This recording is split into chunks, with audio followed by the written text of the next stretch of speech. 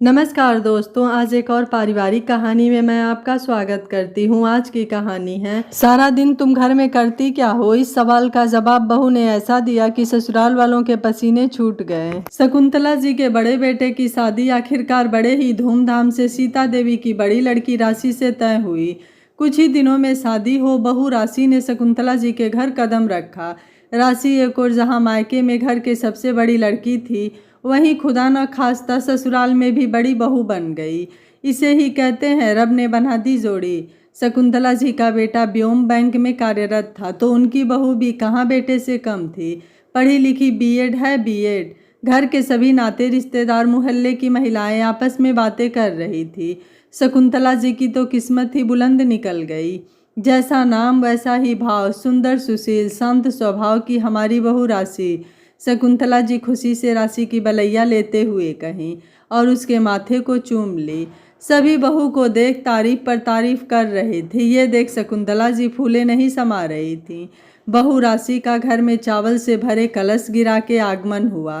कुछ देर तक तो रस्मों रिवाजों की घड़ी चलती रही। फिर शकुंतला जी ने अपनी दोनों बेटियों के साथ राशि को उसके कमरे में ले जाने को कहा।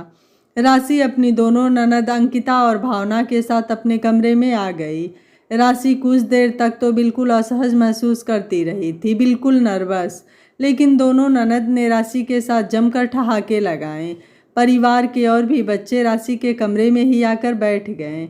समय बीतता जा रहा था। राशि रात भर की थकान से बिल्कुल सुस्त हो चुकी थी, ऊपर से भारी लहंगा। तभी शकुंतला जी आई और बोली, अरे तुम सब यहाँ क्यों जमावड़ा लगाए हो। अरे भाभी सदैव के लिए यहीं आई हैं, अब कहीं और थोड़ी जाने वाली। चलो निकलो, उसको भी आराम करने दो। भावना भाभी की मदद कर दो और लहंगा बदल कर बहू तुम थोड़ा आराम कर लो। जी मम्मी जी, राशि ने धीरे से जवाब दिया। सभी शकुंतला जी का आदेश पाकर कमरे से बाहर चले गए और भावना और राशि मिलकर लहंगे को बदल आराम करने को लेट गईं। भाभी इतना सुंदर लहंगा कहाँ से लिया आपने। वही तखीलाल जी के यहाँ से, राशि ने जवाब दिया। बहुत ही मस्त है, मैं भी वहीं से लूँगी। दोनों के बीच बातचीत होते होते कब आँख लग गई राशि को पता ही नहीं चला। तभी राशि को किसी की आहट कमरे में सुनाई दी। राशि हड़बड़ाकर उठकर बैठ गई। किसी तरह असहज तरीके से पलंग के किनारे खड़ी हो गई। सामने उसका पति व्योम और उसके दोनों देवर पंकज और रुपेश खड़े थे। व्योम कुछ बोलते उससे पहले पंकज ने मजाक के रूप में हंसकर कहा, अरे भाभी इतना सम्मान दोगी ना तो दिन भर बस उठक बैठक ही करती रह जाओगी, क्यों व्योम भैया। उन दोनों ने चुटकी लेते हुए भावना को जगाया। अरे वो मोटी, उठ शाम हो गई है, कितना सोना है। व्योम भी अपना सामान लेकर वापस से कमरे के बाहर चले गए। राशि अब थोड़ा रिलैक्स महसूस कर रही थी। तभी शकुंतला जी अंकिता उसकी छोटी ननद के साथ आई। अरे बहू आराम कर ली हो तो अब जल्दी से तैयार होकर नीचे आ जाना, मुँह दिखाई की रस्म है। जी, राशि ने सिर हिलाकर जवाब दिया। शकुंतला जी जाते जाते अंकिता को सहेज गईं। सुंदर से सजा कर लाना अपनी भाभी को, ताकि सब लोग देखते ही रह जाएं। अरे मम्मी, भाभी को क्या सुंदर बनाना, भाभी तो पहले से ही बहुत सुंदर हैं। राशि कुछ ही देर में चुनरी वाली साड़ी पहनकर घूंघट में नीचे आ गई। सबके पैर छूकर वहीं बीच में बैठ गई। राशि को सबने ढोलक दे दी। कुछ देर तो राशि चुप रही, फिर उसे जो आता था उसने थाप सुना दी। थाप के साथ ही गुनगुना भी थी। सबने जमकर ताली बजाई। फिर शुरू हुई मुंह दिखाई की रस्म। सभी राशि की तारीफ कर रहे थे, मगर राशि इतनी थक चुकी थी कि उसे ये सब बिल्कुल रास नहीं आ रहा था। लेकिन फिर भी सबको मुस्कुराकर जवाब देना और लगातार पैर छूना उसके आज कमर ही टूट रहे हो मानो। लगातार जैसे तैसे रिवाज समाप्त हुई। कुछ रिश्तेदार आज ही अपने घर को लौट गए। राशि भी अपने कमरे में आ गई। सबके चहल पहल के बीच वो पैर को सीधा कर लेट गई। तभी राशि की ननद भावना कमरे में आई और बोली, भाभी कल आपके एग्ज़ाम हैं, और आंख मारते हुए बोली, ऑल द बेस्ट भाभी, गुड नाइट। राशि कुछ समझती कि भावना दरवाज़ा बंद करके चली गई। रात को कमर दर्द से राशि इतना रोने लगी कि उसे घर की याद आ गई।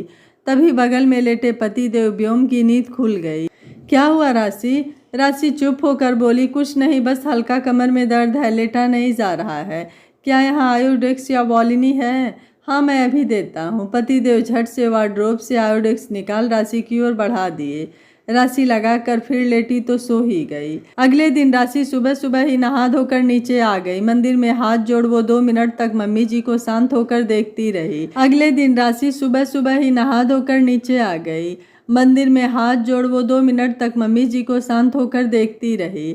शकुंतला जी गुनगुनाते अंदाज में फूलों की क्यारियों को ऐसे सींच रही थी मानो पूरे घर की देखभाल भी ऐसे ही की हो। पापा जी बाहर गार्डन में बैठकर पेपर की वाट लगा रहे थे। सालों के पास खबर कम, अब विज्ञापन ज़्यादा रहता है। मौसा जी भी हाँ में हाँ मिलाए पड़े थे और एक साथ बैठकर चाय की चुस्की के साथ भड़ास निकाल रहे थे। तभी मम्मी जी की नज़र मुझ पर गई। अरे राशि बहू, तुम कब आई? सोई कि नहीं ठीक से? मुझे लगा तुम भी भावना और अंकिता की ही तरह सुबह देर से ही उठती हो। बोलते हुए मम्मी जी मेरे नज़दीक आई और हाथ पकड़ते हुए बोली, बहू आज तुम्हारी पहली रसोई है। वैसे तो मैंने तुम्हारे खाने की तारीफ बहुत सुनी है, मगर अब चखने के दिन आ गए हैं। इतना कहते हुए वो मुस्कुराई। मैं चुपचाप उनकी बातों पर सिर हिला दी। मेरा सिर हिलाना कि मम्मी जी ने सट से कहा, बहू आज तुम क्या बनाओगी? शुरुआत तो पहले रसोई की मीठे से होती है, जिससे परिवार में सदैव रिश्ता मीठा मीठा रहे। ऐसा करो तुम हलवा या खीर बना दो। जी, राशि ने शकुंतला जी को सिर हिलाकर जवाब दिया। तभी ननद भावना आई और मेरा हाथ पकड़कर बोली, गुड मॉर्निंग भाभी, चलिए आपको आपकी रसोई से परिचित कराती हूँ। ये है आपकी रसोई और ये रहा सारा सामान, सूजी का हलवा बनाने वाला और खीर बनाने वाला। ऑल द बेस्ट भाभी। इतना बोलते हुए भावना किचन से बाहर चली गई। राशि बिल्कुल अकेले ही किचन में कुछ पल तो खड़ी थी, मगर मानो उसे लाइटर भी जलाने न आता हो। किसी तरह गैस जलाकर उसने ज्यों ही कढ़ाई चढ़ाई, उन्हीं बीच शकुंतला जी रसोई घर में झांक कर बोली, अरे बहू घी कम डालना, तुम्हारे ससुर जी को कम देना है। उनका इतना बोलना कि कढ़ाई में घी थोड़ा ज़्यादा ही गिर गया। हे भगवान, ये क्या हो रहा है? अब क्या करूं? सब क्या कहेंगे मुझे? आज तक तो सिर्फ 4 लोगों का ही खाना नाश्ता बनाई हूँ और यहाँ 10 लोगों का कैसे बनाऊँ? उसने अग्नि देवता को प्रणाम करते हुए वापस से शुरुआत की। पहले खीर चढ़ाई और फिर दूसरे तरफ हलवा। इतना सा करने में उसे आधा 1 घंटा लग गया। फिर दोबारा शकुंतला जी आई और बोली, कोई चीज़ चाहिए तो नहीं? कोई मदद चाहिए तो बोलो। शकुंतला जी ने मुस्कुराते हुए कहा, अब मैं नई नवेली क्या बोलती भला किसी से कि मदद नहीं चाहिए, मगर एक लोग तो यहीं रहिए। लेकिन ससुराल में पहले दिन कौन लड़की भला बोल पाती है? राशि अंदर ही अंदर ऐसा महसूस कर रही थी कि जीवन में उसने कभी भी काम नहीं किया है। हाथ शुरू में तो कांपने लगे, लेकिन फिर राशि पूरी हिम्मत के साथ किचन में खुद का माइंड मेकअप की और किसी तरह दोनों चीज़ें बनाकर तैयार कर दी।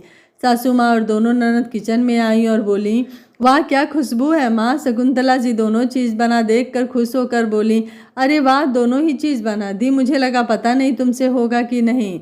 वाकई जैसा नाम वैसा ही काम। यह सब देख दिल प्रसन्न हो उठा। अच्छा अंकिता, भावना, दोनों मिलकर जल्दी जल्दी सबके लिए प्लेट में हलवा और कटोरी में खीर निकाल दो।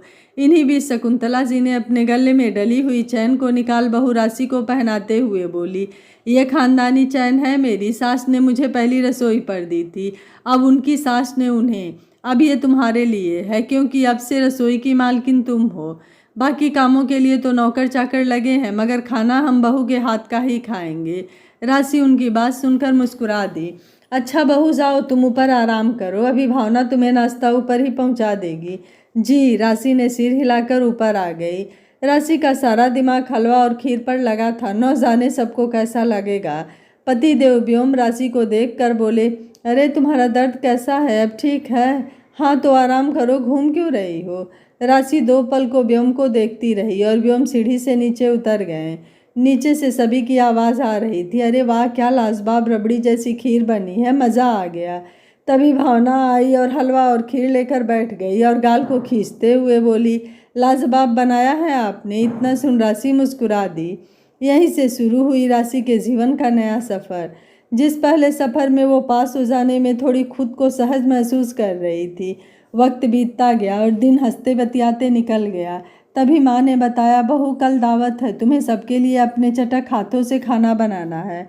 राशि मन ही मन सोची, 10-15 ही लोग होंगे ज़्यादा से ज़्यादा। लेकिन शकुंतला जी ने सब बताया कि कुल 25 लोग दावत पर आ रहे हैं हमारी बहू के हाथ का खाना खाने। ये सुनते ही राशि के होश उड़ गए। 25 लोगों का खाना। फिर उसे लगा जब इतने लोग आ रहे हैं तो सब उसके साथ मिलकर हाथ भी बटाएंगे। राशि पूरी रात इसी बात में उलझी रही कि इतने लोगों के लिए क्या बनाए वो। अगली सुबह राशि जब नहा धोकर आई तो राशि मंदिर में हाथ जोड़कर ज्यों पलटी। शकुंतला जी बोली, कितनी संस्कारी बहू है हमारी। राशि ज्यों पैर छूने आई तो आशीर्वाद देते हुए शकुंतला जी ने कहा, अरे बहू, कल बताई थी ना आज घर पर कुछ मेहमान आ रहे हैं, तुमने क्या क्या सोचा है बनाने को। राशि बिल्कुल समझ नहीं पा रही थी कि अब क्या बोले वो सासू माँ से। उसने 2 पल रुक कर बोला, मम्मी आप ही बता दीजिए, वही बना दूंगी। शकुंतला जी ने शुरू किया खाने का मेन्यू बताना। सब्जी में दम आलू, मटर पनीर की सब्जी, पूरी, पुलाव, बूंदी का रायता, सलाद, और मीठे में चाहो तो तुम खीर बना लो, या रहने दो, मीठे में हम लोग रसगुल्ला चला देंगे, बहुत सारा रखा हुआ है। जी। राशि इतना सब सुनकर चौंक गई। फिर सोची, इतना चाहने वाला ससुराल मिला है इतने लोगों के खाना बनाने के लिए, कम से कम दोनों ननद में से एक भी साथ रहेंगी तो सब झटपट हो जाएगा। राशि किचन में गई और सारा सामान ढूंढने की कोशिश करने लगी। राशि सोचने पर मजबूर हो गई कि वैसे वो इतना कुछ बनाएगी। राशि अभी सोच ही रही थी कि कैसे किसी को आवाज़ दूं। तभी राशि की ननद भावना किचन में आ गई। भाभी, क्या खोज रही हो आप? वो खाना बनाना है ना, तो यही सारा सामान ढूंढ रही। अच्छा हुआ आप आ गई, मुझे तो कुछ मिल ही नहीं रहा है। हम क्योंकि अभी आप नहीं है ना, भावना मुस्कुराते हुए बोली, और झट से सारा सामान उसने 2 मिनट में रैक पर रख दिया। क्या क्या बनना है? राशि ने बताया। उसकी ननद ने तुरंत सारे सामान इकट्ठा कर निकाल दिए और किचन से चलती बनी। हर कुछ मिनटों पर राशि की दोनों ननद आकर किचन के दरवाजे से पूछती, अरे भाभी, कोई काम हो तो बताइए। राशि के बिन जवाब सुने मुस्कुराकर चल देती।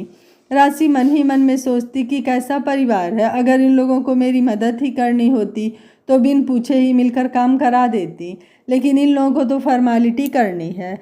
करते करते राशि लगभग सारे खाने बना चुकी थी, बस पूरी बेलने का था। तभी घर पर पतिदेव व्योम आ गए और राशि को अकेले किचन में देखकर अपनी बहनों से बोले, अरे कम से कम अपनी भाभी का हाथ तो बटा लो। भाई की बात सुनते ही दोनों बहनों ने एक सुर में कहा, हमें तो बड़ी अच्छी भाभी मिली है जो कोई काम ही नहीं कराती, इतनी प्यारी भाभी किसको मिलने वाली। ये सब सुन राशि दुखी हो गई कि कैसे बहनें हैं जो भाई के आगे भी मुकुर गईं।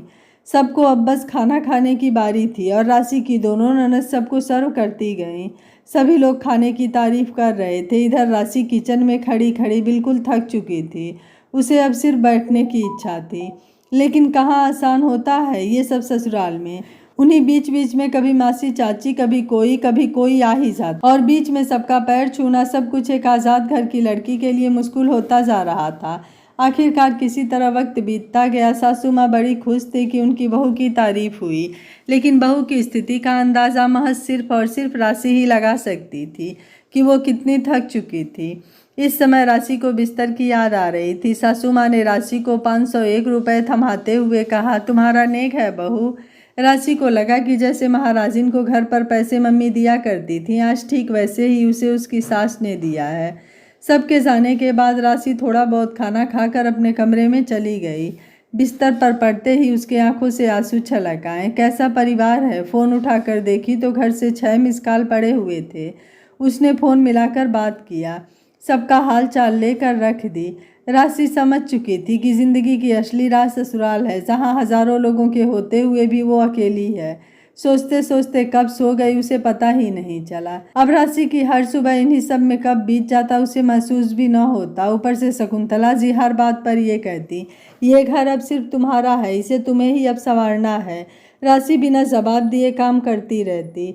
रोज जब हर कोई सोता रहता तभी राशि की सुबह हो जाती। देवर का कॉलेज, पतिदेव का ऑफिस, ननद का स्कूल और सुबह का सबका नाश्ता। हर रोज़ राशि अपने परिवार के लिए जल्दी उठती और अपने कार्य में जुट जाती। अब आप कहेंगे इसमें नया क्या है, यह तो हर गृहिणी की कहानी है जिसकी दिनचर्या ही परिश्रम से शुरू होती हो और परिश्रम पर बंद। यही तो है महिलाओं का काम, जो मर्द प्रधान को बहुत ही आसान लगता है, मगर कभी निभा कर तो देखिए जनाब, एक दिन में ही एक महिला का परिश्रम समझ आ जाएगा।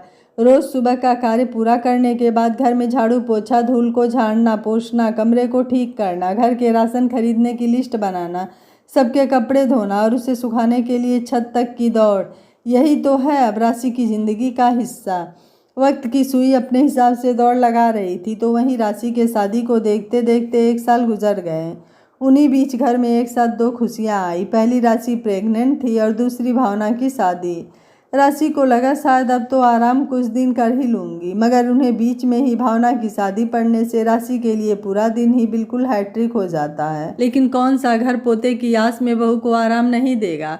शकुंतला जी ने भी राशि के कामों को कम करने का प्रयास किया। कुछ दिन के लिए बाई और महाराजिन लगा दिया, लेकिन बिन महिला आंगन सूना है। वाकई यह कहावत बिल्कुल सटीक बैठती है। राशि पर दिन भर की दौड़ अभी भी कहाँ कम थी। घर की बड़ी बहू जो ठहरी। वक्त बीता और भावना की शादी भी किसी तरह राशि ने बिता ही डाली। वक्त भी अपनी रफ्तार पकड़े दौड़ रहा था। कुछ ही महीनों में राशि का माह पूरा होने को हो ही गया था और उसकी डिलीवरी हुई। मुबारक हो, बेटी हुई है। राशि यह सुनकर थोड़ी उदास हो गई, क्योंकि मम्मी जी को तो चिराग चाहिए था। बेटी की आने की खुशी जहाँ एक और सबको थी, वहीं शकुंतला जी को बिल्कुल नहीं। वक्त बीता और शकुंतला जी का गुस्सा भी बदला। आखिर उन्होंने 1 हफ्ते बाद अपनी लक्ष्मी को स्वीकार ही लिया, वो भी ये बोलते हुए कि जल्दी अपनी मम्मी को बोलना कि तुम्हारे लिए एक भैया लेती आए। सभी उनकी ये बात सुनकर खिलखिला दिए, मगर राशि सिर्फ मुस्कुरा कर मम्मी जी की वो फरमाइश सुन रही थी जो उसके हाथों में नहीं बल्कि भगवान के हाथों में होती है। बेटा बेटी तो एक स्वरूप है, ना तो बेटी कम है ना बेटा कम है। शकुंतला जी, ससुर जी ने सासू माँ को टोकते हुए कहा, हमारी भावना, अंकिता, व्योम या इन 2 नालायकों से कम है क्या? अरे बहू, अच्छा हुआ नालायक जन्म न लिया, वरना ये तीनों मिलकर उसे भी खराब कर देते। देखिए जी, पोती होने का घमंड ज़्यादा न करो। पोती भी तो मेरे नालायक की वजह से हमारे आंगन में है। सासू माँ ससुर जी से ठुनकते मजाक में बोली और पोती का नाम झट से रख दिया गौरी।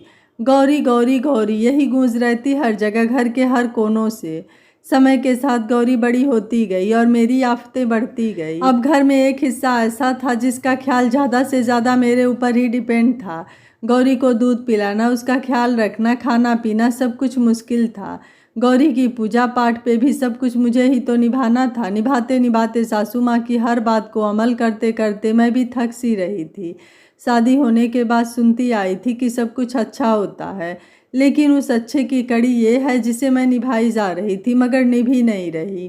काश घर के किसी कोने से मेरे लिए पुकार आए कि बहू तुम भी आराम कर लो। ना नींद पूरी होती है ना गौरी की भूख। पूरे दिन जागना, रात रात भर गौरी का जगना, उसके पीछे मुझे भी जागना, उसके बाद सुबह के काम, परिवार। कितना मुश्किल का सफ़र है लड़कियों का, फिर भी सबको उसी में कमी दिख जाती है। वक्त के साथ गौरी भी बड़ी होने लगी और मैं बिल्कुल निसहाय। जहाँ एक और बाकी घर वाले चैन की नींद सोते होते, वहीं राशि की ना तो नींद पूरी हो पाती और ना ही आराम। उसने पूरे दिन की भूमिका महज कमरे से किचन, किचन से कमरा हो गया। कभी कभी राशि जब किचन में खाना बनाती रहती तो गौरी सोकर उठ जाती और उसे ना पाकर रोने लगती। ज्यों राशि किचन को जैसा तैसा छोड़ गैस को कम करके कमरे में गौरी के पास भागती त्यों ही उसे ध्यान आ जाता कि गैस बंद करना था और वो गैस बंद करने के लिए दौड़ पड़ती। यही कारण है कि जब तक गौरी सोती रहती, राशि फटाफट अपने कामों को निपटाने में जुटी रहती। लेकिन कहाँ इतना आसान होता है अकेले सुपर वुमेन बनना। वक्त बीतता गया, गौरी भी समय के साथ बड़ी हो गई। राशि की परेशानियां थोड़ी कम नहीं बल्कि और दिन प्रतिदिन बढ़ती गई। गौरी के पसंद का लंच बनाना, उसकी पसंद को ध्यान देना, उसकी हर छोटी छोटी बातों को पूरा करना, जैसे राशि का ही तो काम हो। घर के बाकी सदस्य सिर्फ फरमाइश करते। शादी के बाद भावना अक्सर यहीं पड़ी रहती, 2-2, 3-3 महीने। उस पर भी कभी कोई यह नहीं सोचता कि भाभी भी थक जाती होंगी, बल्कि भावना ये ज़रूर गौरी से कहती, तुम्हारी मम्मा सुपर वुमेन है। गौरी खिलखिला पड़ती। व्योम, उन्हें तो कोई फ़र्क ही नहीं कि मैं कैसा महसूस करती हूँ या मैं थक भी जाती हूँ या मुझे भी आराम की ज़रूरत है, बल्कि उल्टा कहते फिरते, ओफ़ो राशि, तुम हर काम में निहायती ढीली होती जा रही हो, कछुए से भी ज़्यादा सुस्त हो क्या गया है तुम्हें? एक समय तुम हर काम में एक्टिव रहती, आज तुम बिल्कुल सुस्त होती जा रही हो। व्योम ने पीछे की बाल्टी को पाँव से धकेलते हुए बाहर निकालते हुए कहा, अच्छा आज मुझे देर होगा आने में, तुम गौरी को स्कूल से लेती आना। राशि सोचने लगी, क्या गौरी सिर्फ और सिर्फ मेरे अकेले की जिम्मेदारी है? व्योम अपने दोनों भाइयों को भी तो लाने को सौंप सकते थे, लेकिन राशि ने कुछ भी जवाब नहीं दिया। अब राशि की जिम्मेदारियां दिन प्रतिदिन बढ़ती जा रही थी। उन्हीं बीच शकुंतला जी सीढ़ियों से फिसल कर गिर पड़ी। अब क्या हुआ, सोने पर सुहागा?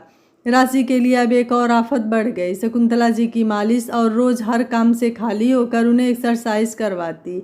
यही सब करते कराते राशि के शादी को अब तक 9 साल गुजर गए, लेकिन राशि ने कभी उफ भी ना की। हर कोई उसे सुनाकर निकल जाता, लेकिन राशि चुपचाप सुनती रहती। एक रोज उसने व्योम से इस बात पर बात करने की कोशिश भी की, तो व्योम ने उल्टा जवाब दिया, तो कौन करेगा ये सब माँ? अरे जब उन्हें ही करना था तो शादी ही क्यों करती? तुम्हें किस चीज़ की ज़रूरत है, बोलो, मैं तुम्हें दिला दी। राशि ने व्योम से कुछ भी कहना ठीक नहीं समझा। वो समझ चुकी थी अब उसकी ज़िंदगी इन्हीं बंधनों में बच चुकी है।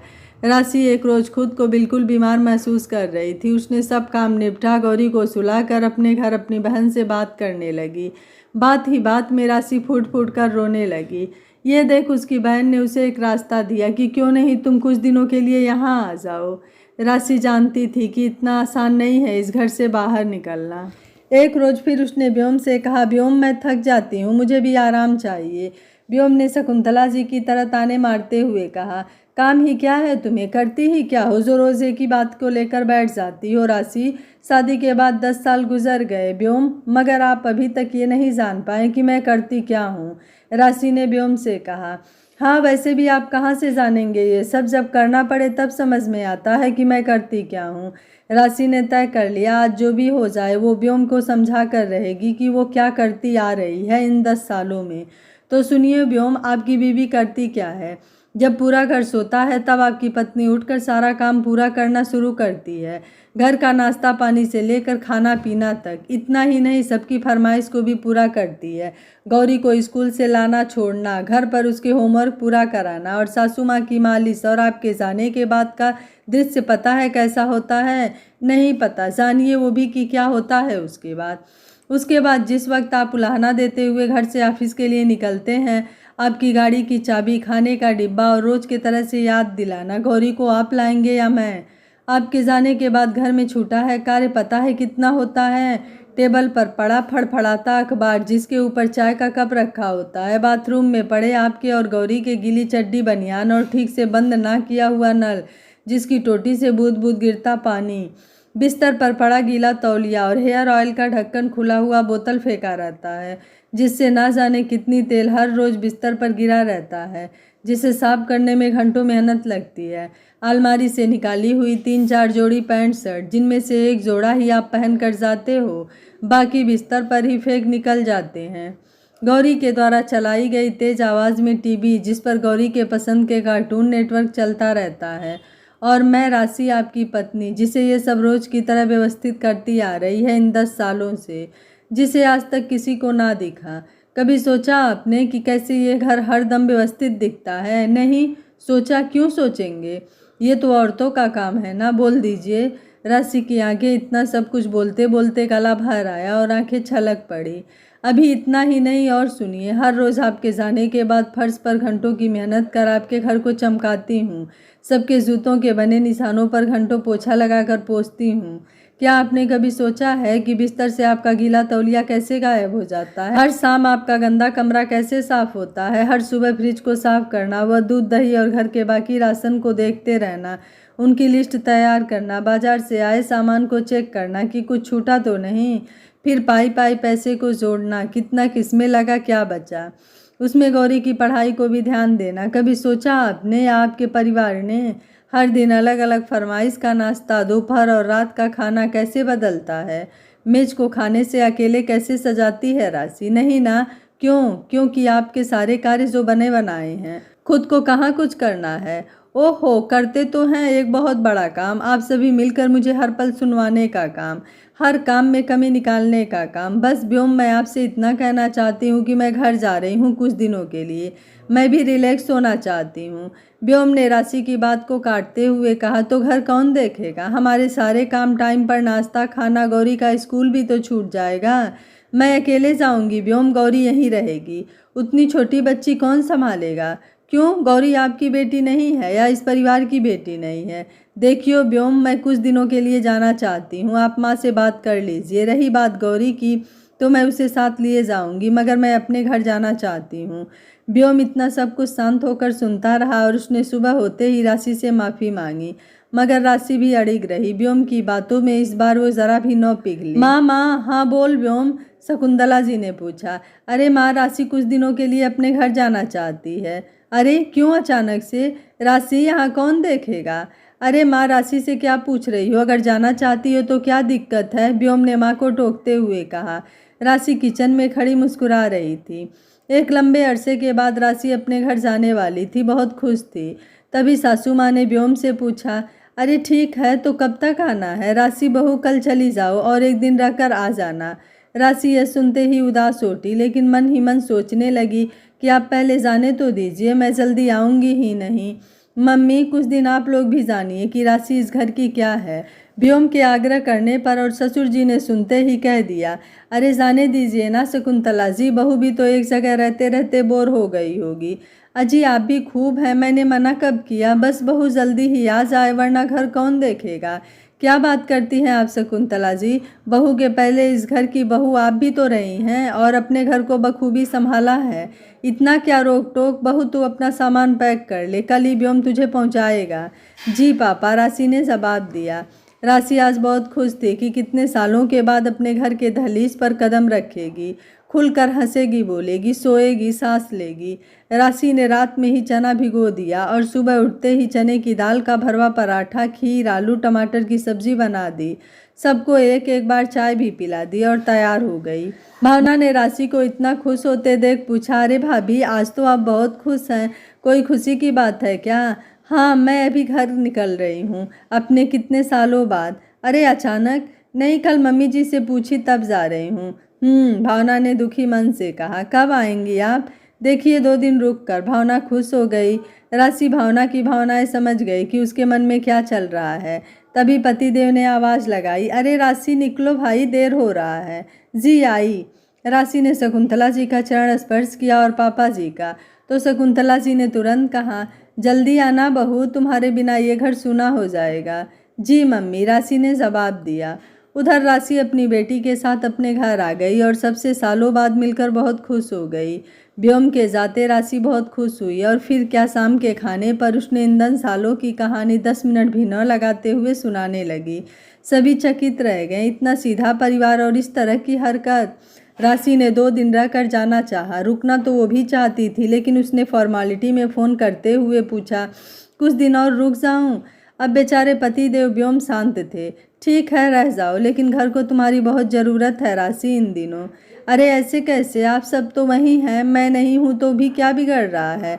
घर पर सब ठीक है। व्योम ने दबे मन से कह दिया। हाँ ठीक है, या बाद में बात करती हूँ। राशि इन दिनों इतनी कमज़ोर हो चुकी थी कि सबने उसका हीमोग्लोबिन चेक करवाया तो हीमोग्लोबिन बहुत ही कम निकला। डॉक्टर ने आराम को लिखा और खूब खाने को कहा। राशि बताने लगी, वहाँ तो मैं पानी तक सही से नहीं पी पाती हूँ, भूल जाती हूँ सारे कामों में। इतना बोल उसकी आंखें छलक गई। करते करते राशि 1 हफ्ते किसी तरह अपने घर पर रुकी रही। एक दिन राशि को लेने उसके घर से व्योम और देवर जी आ गए। अब तो राशि चाहकर भी रुक न सकी, दबे मन से वापस अपने ससुराल आ गई। इधर जब वह ससुराल आई तो उसने देखा पूरा घर अस्त व्यस्त बिखरा पड़ा है। किचन में उसकी छोटी ननद अंकिता खाना बना रही थी और शकुंतला जी लगातार उसकी मदद कर रही थी। राशि ने चुपचाप अपने कमरे से ये सारा दृश्य देखती रही। अगली सुबह राशि जल्दी न उठी और उसे किचन से भावना के बड़बड़ाने की आवाज़ आई। अरे जब भाभी गई तो ठीक ठाक थी, वहाँ जाते ही बीमार पड़ गई। तभी ससुर जी ने टोकते हुए कहा, क्यों, वो इंसान नहीं है? 365 दिन तो इस घर में राशि ही दिखती है हर जगह। बीमार है तो आराम कर लेने दो कुछ दिन। भावना चुप हो गई और शकुंतला जी के साथ मिलकर खाना बनाने लगी। 2 दिन तक घर का यह स्वरूप राशि को सुकून दे रहा था कि तभी पापा जी ने बड़े जोर से बरामदे में बैठे बैठे कहा, अजी शकुंतला जी, जरा पकौड़े तल दीजिए तो मज़ा ही आ जाएगा।